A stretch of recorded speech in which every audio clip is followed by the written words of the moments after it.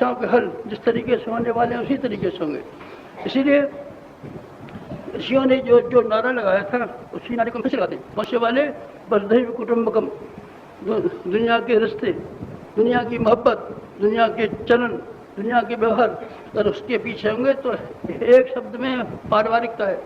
अब उसकी व्याख्या आप करते रहिए, ये लागू कैसे होगा, पारिवारिकता अप्लाइड कैसे होती है, बच्चों पे अप्लाइड कैसे होती है, पैसे पर अप्लाइड कैसे होती है, व्यवहार पर अप्लाइड कैसे होती है, समय पर अप्लाइड कैसे होती है, खान पान पर अप्लाइड कैसे होती है। ये आपका काम है, आप प्रत्येक बारे में उसको अलग अलग कीजिए, सिद्धांत दे रहे। इसलिए मित्रों, परिवार शब्द मुझे बहुत प्यारा है, परिवार शब्द मुझे बहुत प्यारा है। कैसे, आपको कैसे प्यारा है? जब कभी भी मेरे मन में उमंगें उठी है और संगें उठी हैं, जब भी मैंने संगठन की दिशा में कदम बढ़ाया है तो मैंने कभी कोई संस्था नहीं बनाई, संगठन का नाम ही नहीं लिया। डेमोक्रेसी, लानत डेमोक्रेसी पर। कौन सी? बेवकूफ़ और बेहूदे आदमी जम जाते हैं और बेहूद और बेवकूफ़ आदमी जमने के बाद में अपना कब्जा जमा लेते हैं। हर चीज़ को, आया वो गवर्नमेंट हो अथवा सोसाइटियाँ हो अथवा संस्थाएँ, और वो इतना हैरान करते हैं, उतना हैरान करते हैं, आया ग्राम पंचायतें क्यों न। तो आप डेमोक्रेसी बिलीव करते हैं, मैं डेमोक्रेसी बिलीव नहीं करता, मैं पारिवारिकता पर बिलीव करता हूँ, पारिवारिकता पर बिलीव करता हूँ, कुटुंब पर बिलीव करता हूँ। समझदार आदमी अपनी समझदारी का और ईमानदार आदमी ईमानदारी का सारे के सारे अपने समूह के लिए और समुदाय के लिए खर्च करते हैं। ये क्या है? ये पारिवारिकता है। मुझे आपको संस्था प्यारी है, मुझे बिल्कुल प्यारी नहीं है। संगठन प्यारे हैं, मुझे संगठन भी प्यारे नहीं है। अब कमेटियाँ बनाते हैं, मुझे कमेटियों से कोई लगाव नहीं है। अब पंचायतें चुनते हैं, मुझे पंचायतों पर जरा भी विश्वास नहीं है। तो आप क्या क्या किस बात में विश्वास करते हैं? मुझे एक ही शब्द प्राणों से प्यारा है, परिवार शब्द। तो क्या किया है मैंने? जितने भी संगठन आज तक बनाए हैं सब परिवार शब्दों में बनाए हैं।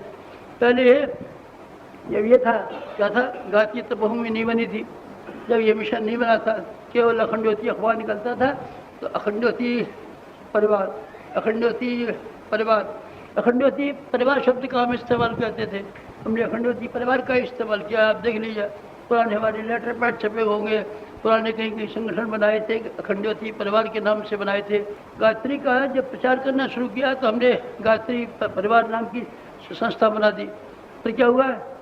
युग निर्माण आंदोलन जब शुरू किया तो उसके लिए युग निर्माण परिवार शब्द का इस्तेमाल करना शुरू कर दिया। अब हमने प्रज्ञा अभियान चलाया है, तो प्रज्ञा अभियान में प्रज्ञा परिवार शब्द का इस्तेमाल करना शुरू कर दिया। परिवार, गायत्री परिवार, प्रज्ञा परिवार, परिवार हमारे प्राणों का अंश है। आप देखते नहीं हम परिवार किस तरीके से चलाते हैं, परिवार हमारा किस तरीके से जुड़ा हुआ है। यहाँ अपने रहन सहन के तरीके, हमारे दूसरे काम करने के तरीके देखे नहीं है क्या? माता जी, आपकी माता जी है कोई? आपकी माता जी है? ये सब हमारी माता जी हैं। आपकी माता जी हैं तो हम आपके पिताजी हैं।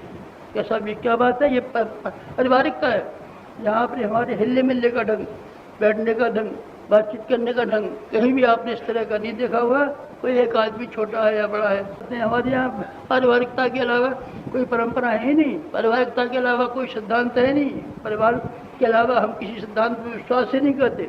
गुरु चेला पर विश्वास करते हैं, गुरु चेला आपको विश्वास करते हैं तो आप बाप बेटा कहिए। मित्रों, यही हमारे जीवन के सिद्धांत हैं।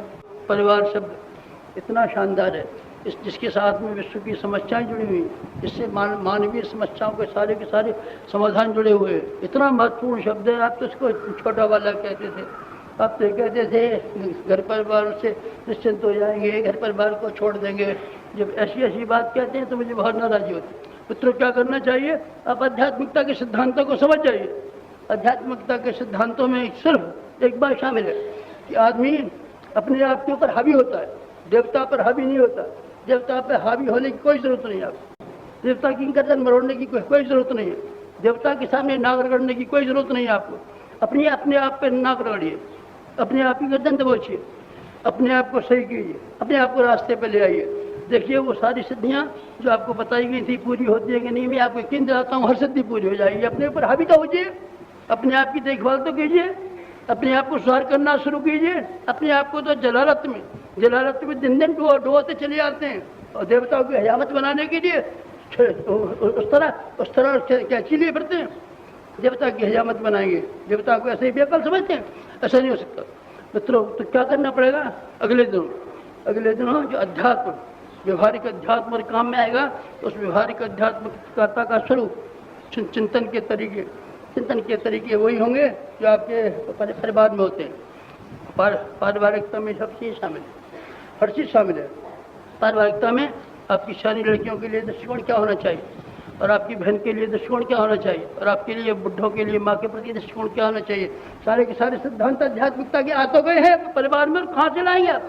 परिवार में सीखिए ना, परिवार को सिद्धांतों को का दर्शन को निभा डालिए ना। परिवार त्याग तप की, और परिवार त्याग की, परिवार तप की, परिवार त्याग की एक वेदी है, वेदी आपको सीख दी। इसलिए आपको अध्यात्म सीखना हो तो मैंने आमतौर से लोगों से कहा है कि आपको अपने जंगलों में तपोवनों में साधना करने मत जाइए, घर को तपोवन बनाइए। तपोवन बनाने का काम हमारे जिम्मे सौंपिए। हम जंगल में जाएंगे, आप जंगल में मत जाइए, आप अपने घर को साधना स्थल बनाइए। कितनी भारी पुस्तकें हैं, इस पर हमने बहुत जोर दे के लिखा है। आप घरों के वातावरण को सही कीजिए।